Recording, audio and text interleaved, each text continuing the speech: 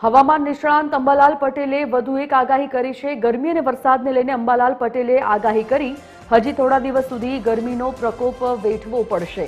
દેશના ઉત્તર અને દક્ષિણ ભાગોમાં 43 ડિગ્રી સુધી તાપમાન જશે। ચોમાસું ધીમી ગતિએ આગળ વધી રહ્યું છે, ત્યારે 12 જૂન સુધીમાં મુંબઈ મહારાષ્ટ્રના ભાગમાં વરસાદની સંભાવના છે। 15 થી 20 જૂનમાં કેટલાક ભાગોમાં ભારે વરસાદ થઈ શકે છે।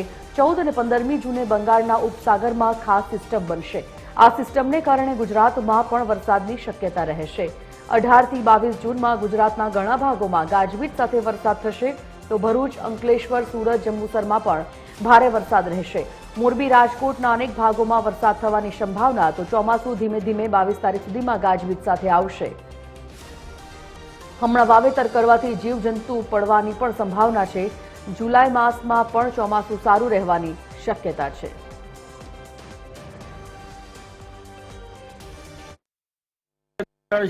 પણ ઉલ્લેખનીય છે કે તારીખ 14-15માં એક સિસ્ટમ બની રહી છે બંગાળ ઉપસાગરમાં, અને આ સિસ્ટમનો માર્ગ પણ લગભગ ગુજરાત તરફ આવવાની શક્યતા રહેશે, જેના કારણે ગુજરાતમાં વરસાદ થવાની શક્યતા રહેશે।